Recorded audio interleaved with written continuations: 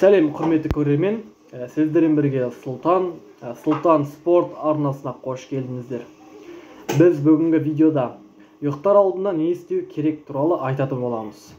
Достар, арнаға жазылайық, лайк басайық. Жаңа шыққан менің тренировка спорттарымды қолдап кетейік.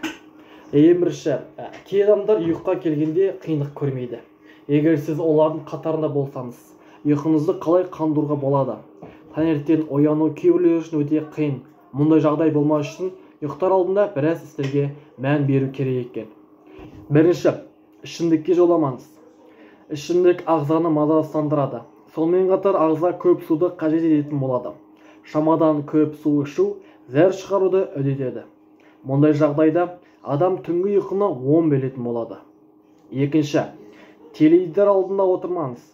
Тек теледидар емес, телефон, планшет секілді экрандардан алыс болған жөн.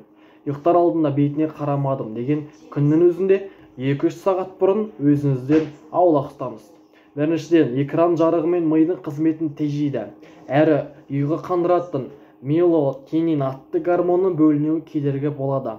Екіншіден, миға қоқысқа толы ақпараттарды жинай бастайды. Ұйқы алдында артық әңгіменің қажеті жоқ.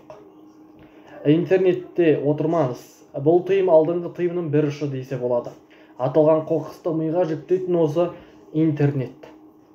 Жүгі ауыр, мағынасы терең кітап оқымау. Ешкім сізге кітап оқуға кедергі бола алмайды. Алайда ұйқы алдында тынышыңызды алатын кітап оқу ұйқыңызды бөледі. Қорқынышта шытырман оқиға желісін түсіңізді көруіңізге әбден мүмкін. Миға ең болмағанда түнде тыныштық беруге тырысайық. Ыстық ванна қабылдамау. Жатар алдында ыстық суға түспеңіз. Адам ұйықтағанда дене температурасы төмендейді. Денеңізді ұйқыға алдын ала дайындауыңыз керек. Денеге артық күш салмау үшін ыстық ваннаға немесе душ қабылдамаңыз.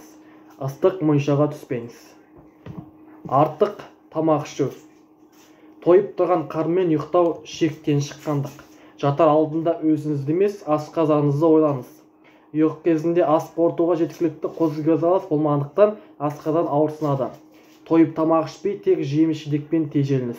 Болмаса, аздаған салат, тауық етін және жеміс қосылған ас кемірімшікпен асқазаныңызды қуантып қойыңыз. Бұл тізімдерден сізге ең қиыны гаджеттерден алыстау болу. Бірақ ұйқым қансыз десеңіз, тәуекелге бел болып көріңіз. Ұйқыңыздың қанық болуы ертеңгі күніңіздің сәтті өтуіне кепілдік болатынын есіңізге салыңыз. Осылайша біздің кішігірім видео аяқталды. Арнаға жазылып кетеміз, лайк басамыз. Осында видео, яғни спорт өзін дамытқың келсе, осы арнаға жазылыңыз. Қош сау болыңыз.